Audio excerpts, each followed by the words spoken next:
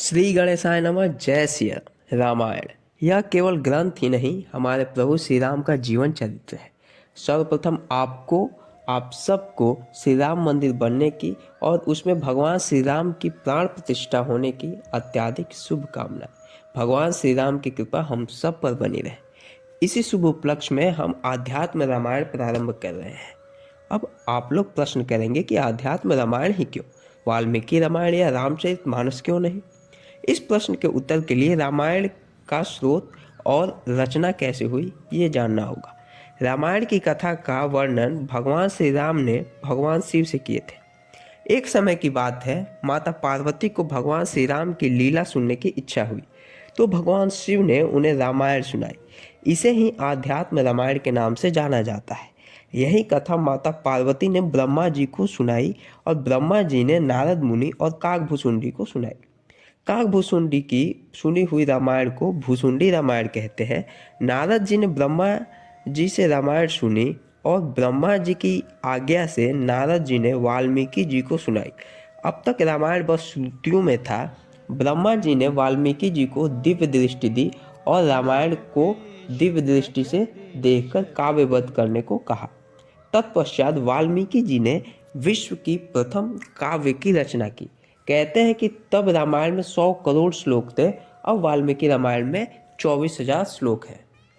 आशा है आपको आपके प्रश्न का उत्तर मिल गया होगा कि शिवजी स्वयं अपने प्रभु की लीला का वर्णन कर रहे हैं, तो सर्वप्रथम इसी का प्रारंभ करते हैं। बाद में हम और भी रामायण प्रस्तुत करेंगे। आध्यात्म रामायण में 7 कांड हैं और महात्म्य भी है। आज हम महात्म्य से अर्थात इसे पढ़ने से फल और रचना आदि की व्याख्या करेंगे। यह ब्रह्मांड पुराण में आता है। इसके रचयिता महर्षि वेद व्यास है। श्री गणेशाय नमः। ओम परब्रह्मणे नमः।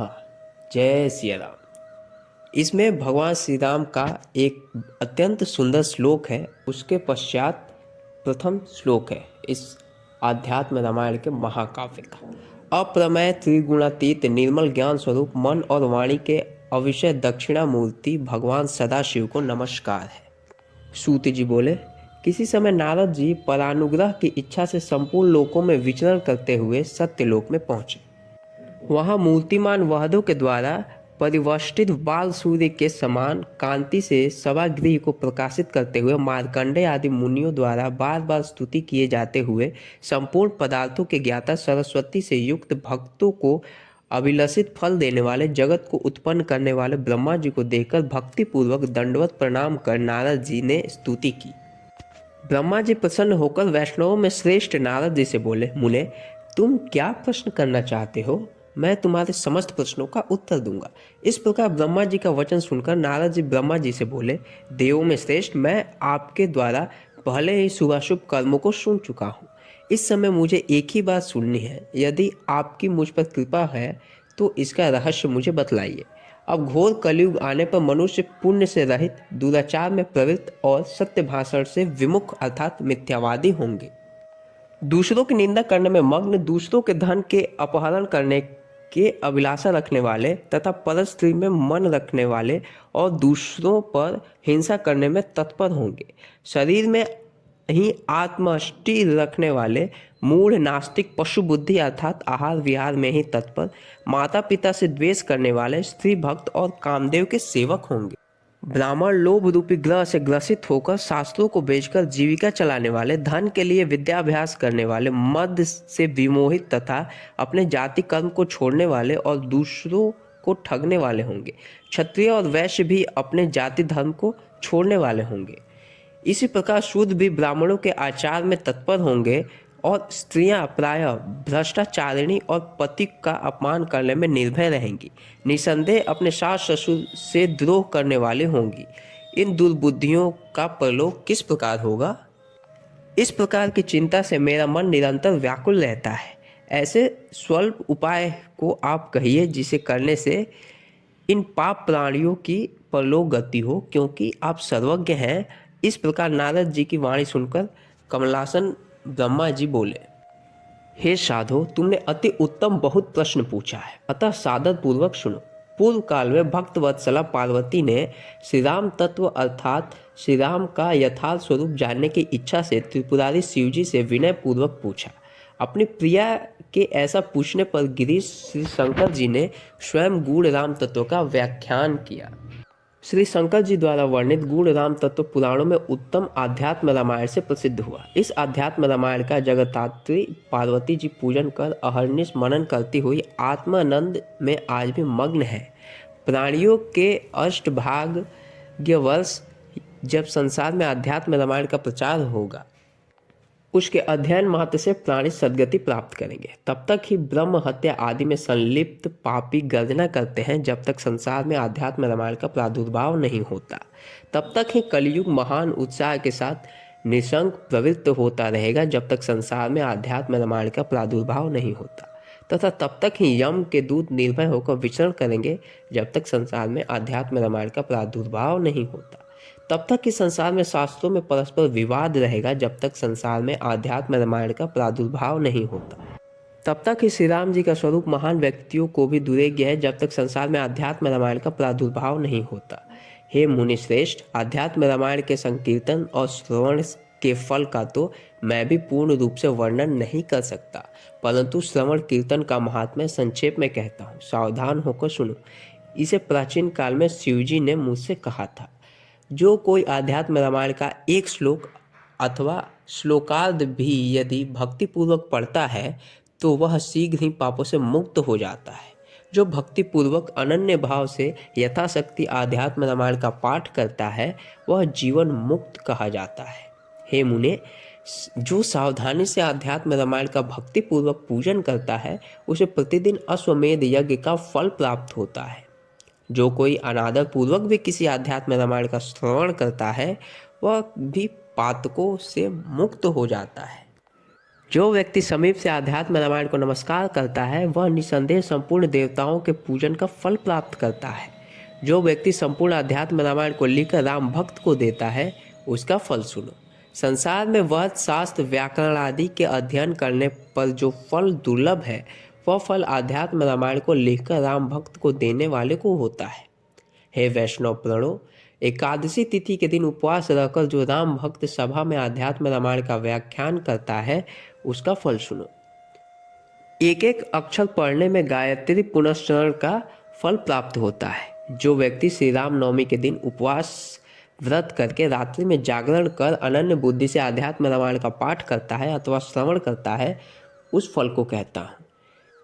कुरुक्षेत्र आदि संपूर्ण पुण्य तीर्थों में सर्वग्रस्त सूर्य ग्रहण के समय अनेकों बार व्यास जी के समान ब्राह्मणों को अपने बराबर धन का दान करने से जो फल होता है वही फल उस व्यक्ति को भी होता है, इसमें संदेह नहीं है, यह सर्वथा सत्य है।